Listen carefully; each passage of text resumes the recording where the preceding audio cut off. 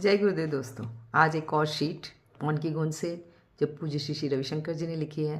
Topic है दुख। देखते हैं ये दुख कहाँ से आते हैं। जब तुम अपने दुख को बांटते हो वह घटता नहीं है। जब तुम अपनी प्रसन्नता को नहीं बांटते वह अवश्य घट जाती है। अपनी समस्याओं को लेकर ईश्वर के साथ बांटो, हर किसी के साथ नहीं, अन्यथा उससे समस्या बढ़ती है। अपनी प्रसन्नताओं को सबके साथ बांटो। प्रश्न है, जो लोग हमसे अपने दुखड़े रोते हैं उनकी सहायता कैसे करें? उनकी सुनो पर उनमें फंसो मत। यदि तुम्हारा भी मन उनकी समस्याओं में उलझ जाएगा तो वह तो दुखी हैं ही, साथ में तुम भी दुखी हो जाओगे। उनका ख्याल रखो, उन तक ज्ञान की बातें पहुंचाओ। मन को हमेशा और चाहिए। दुख और अधिक से प्राप्त होता है और तुम्हें जड़ तथा स्थूल बनाता है।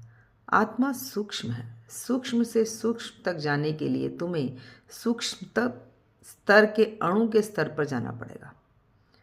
द्वेष, घृणा, ईर्ष्या, आकर्षण या उलझनों से निकलने के लिए तुम्हें अणु तक जाना होगा। अणु तक जाने का अर्थ है उन सभी के छोटे से अंश को स्वीकार करना। जो कुछ भी तुम्हें पसंद नहीं है उसे स्वीकार करना कठिन हो सकता है, पर तुम उसका एक अत्यंत छोटा सा अंश, एक अणु तो निश्चित ही रूप से स्वीकार कर सकते हो। जिस क्षण तुम उस एक अणु को स्वीकार करते हो तो तुम परिवर्तन देखोगे, परंतु इसे ध्यानावस्था में ही करना चाहिए। मान लो तुम किसी से प्रेम करते हो, तुम्हें उसका और अधिक चाहिए, तब भी कोई संतुष्टि नहीं मिलती। अणुव्रत में अणु की प्रतिज्ञा से तुम उस व्यक्ति का केवल एक अणु ले लो तो यही पर्याप्त है तुम्हें तृप्त करने के लिए। यद्यपि नदी विशाल है पर एक घुटी प्यास बुझा देती है।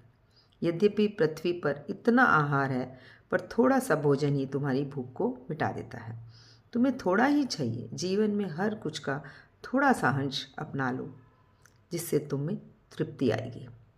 समस्याओं का क्या है? प्रश्न है। इतनी समस्याएं हैं संसार में, उसका एक छोटा सा अंश भी तुम स्वीकार करो। आज रात सोने से पहले दिव्यता का एक छोटा सा अंश अपने साथ लेकर तृप्ति के भाव से मन में रखकर सोना। संतुष्टि सूक्ष्मता से ही आती है, और अधिक से नहीं। प्रश्न, देने का क्या करें? एक छोटा सा अंश रखकर शेष सभी कुछ दे दो। दुख है और अधिक मांग, और चाहिए, उससे खुशी नहीं मिलेगी दोस्तों। खुशी के लिए तृप्त होना बहुत ज़रूरी है। जैसे ही आप तृप्त होंगे, देखेंगे आपके पास सारी चीज़ें खुद ब खुद चल के आएंगी। जय गुरुदेव, धन्यवाद।